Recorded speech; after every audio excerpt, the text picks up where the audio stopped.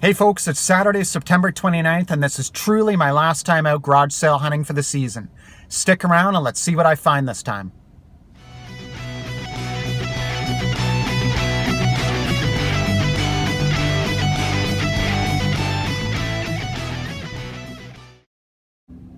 Okay, so I just made some decent pickups here from the first garage sale that I hit this morning. I'm going to start with some PS2 games. I got Sean Palmer's Pro Snowboarder, which I don't have. I've got a Greatest Hits version of Max Payne, which is an excellent series. I've never played the first one, but I played through the third one on the PS3. Turok Evolution, which I haven't played. The last one I played was Turok for the N64, so it's been a long time since I played anything from that series. And then the Simpsons Road Rage, which, if I'm not mistaken, is a lot like Crazy Taxi. Unless that's the one that's a little bit more like a Simpsons version of Grand Theft Auto. I just don't remember. Then I got some strategy guides here. Grand Theft Auto Vice City Stories and Grand Theft Auto Vice City Official Strategy Guide. These are always fun to pick up for the right price. And finally, I got this Super Mario action figure. And what caught my eye is the fact that it's got the Game Boy Advance branding on the side. And I guess it came out when Super Mario World, Super Mario Advance 2 came out for the Game Boy Advance. So, I don't know, for $1, I thought this was a pretty good pickup. Here's the back side of it. I'm just going to keep it sealed as something kind of fun to display on one of my gaming shelves. But for this bundle of games, the 2 strategy guides, and the Mario Brothers action figure, I paid $15 Canadian. I probably could have got it cheaper, but I'm pretty comfortable with that price. I think that's not too bad.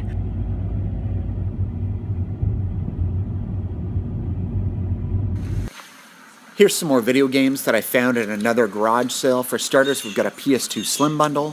When I taken a closer look at these games, I noticed that all of them were ripped copies with reproduced cover art, with the exception of 2 of the sports titles. They also had some Nintendo Wii stuff with the balance board here, which I have no interest in. A couple of the games I might have been interested in grabbing were Wii Sports and maybe the Wii Play game, just a bundle with the system. Next, we'll move along to some Xbox 360 stuff. Fable 2 caught my eye, along with Forza Motorsport 4. I know I don't have Pocket Bike Racer, and she had a copy of Resident Evil 5. I asked her what she wanted for the games. She said that she wouldn't split up any of the bundles, but she would take $150 for everything, which is quite honestly just way too much money at a garage sale for these games and these systems. Okay guys, I just made a pretty decent score from a garage sale just now. I pulled over and the only thing the guy had out were tools from his garage. I said, "You happen to have any old video games kicking around?"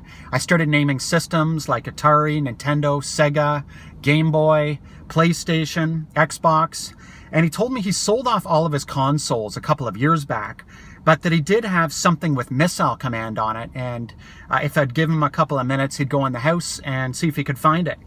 So he went into the house and came out with an Atari Flashback 6. Hopefully I'm getting this in my shot here. This is actually still factory sealed, which he mentioned to me at the time. So I'm very interested. I actually don't have one of these with the box. I did find an Atari Flashback earlier this summer, but it was loose and I'm forgetting which one it was. I'll have to look into that when I get home.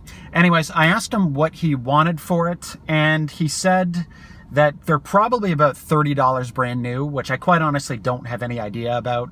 I'm guessing they're probably $50 Canadian, but I've honestly never been in the market for a brand new one. So he seemed to think it was 30 bucks brand new, and he asked me if $10 would be fair for me. So I told him, yeah, for 10 bucks, I'd be happy to take it off his hands. This one actually has 100 built-in games. I thought most of them had around 60 or 80, so I think that's pretty decent.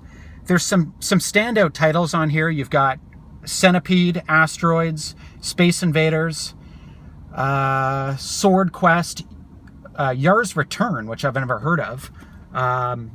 Yar's Revenge is on here, which I am familiar with. I actually have that for the original Atari 2600, so that's pretty cool. A couple of other standout titles on here. I remember playing Jungle Hunt back in the day, which was kind of like Pitfall, but in some respects, I seem to remember it being a better game, at least than the original Pitfall. So again, for $10, I thought this was a fantastic pickup, and certainly something that's going to look great on my shelf. I'm probably going to crack this open too and give it a try, but again, for 10 bucks, I thought this was just a super find. Anyways, guys, listen, let me know what you think of me shooting from this different angle here. I haven't tried this before, but it just means that I can go hands-free and hold larger items and hopefully be able to get them in my shot. So leave me a comment in the comment section and let me know what you think about me shooting from this camera angle a little bit more often.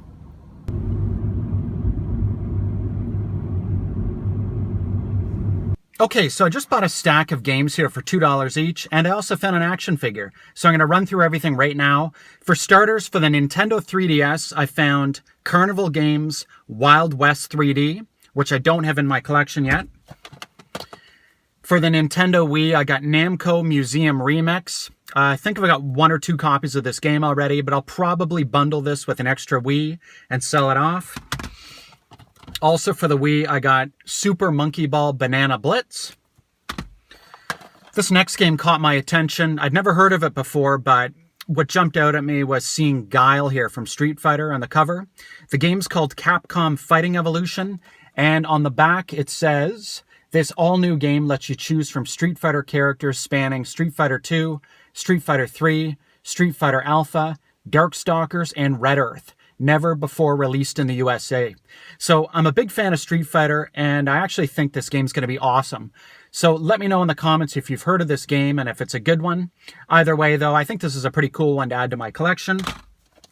Next, I got for the Xbox 360 Lego Batman, and on the back side here you can see Pure. So there's 2 games in one, which is nice. And last but not least, I got Grand Theft Auto 3, the Xbox collection. I believe this is for the original Xbox. So another great one to have. I'm a huge Grand Theft Auto fan. I've never played and I don't own Grand Theft Auto 3, so that's another good one for the collection. And last but not least, when it comes to the action figures, I found this vintage G.I. Joe. And hopefully the camera's picking this up and it's focusing, but this is one of the Dreadnoks Warriors. If I'm not mistaken, this is Monkey Wrench. So unfortunately, he didn't come with any of his accessories, but I'm not surprised. I'm not sure what this one came with. But he does have a damage point here, you can see, and this is pretty common for vintage G.I. Joes, but the crotch is actually broken off. And for whatever reason, I don't know if that point just got weakened over time, but a lot of vintage G.I. Joes seem to lose that. The crotch piece just falls right off. So I've already got a Monkey Wrench in my collection, so for me it's no biggie that it's incomplete and it's broken. I'm probably just going to have him piloting one of my Cobra vehicles that I've got on display right now. So it means that I can have my other Monkey Wrench on display with the rest of the Dreadnought Warriors, and then again this guy will be piloting a helicopter or something. So I paid again $2 each for the games, and the action figure, the G.I. Joe, was 25 cents.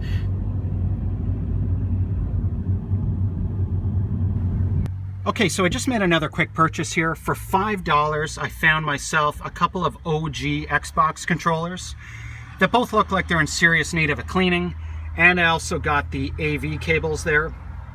I actually made an Xbox console purchase a couple of weeks ago. It didn't come with any of the cables, so it's nice to at least get the AV cables. I'm still on the lookout now for the power source, but I should have no problem finding that at Value Village or some other local thrift store in the near future. So anyways, for $5, I thought this was a pretty good purchase.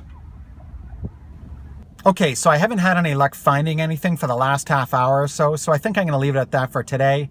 Thank you very much for joining me for my last garage sale pickups video from 2018. If you like what you see, be sure to check out my other garage sale pickup videos. I've got them saved in a playlist called Video Games. Be sure to check out the videos, leave me a comment, like the videos, share them, and of course, subscribe for more. Thank you very much for watching, everybody. Take care.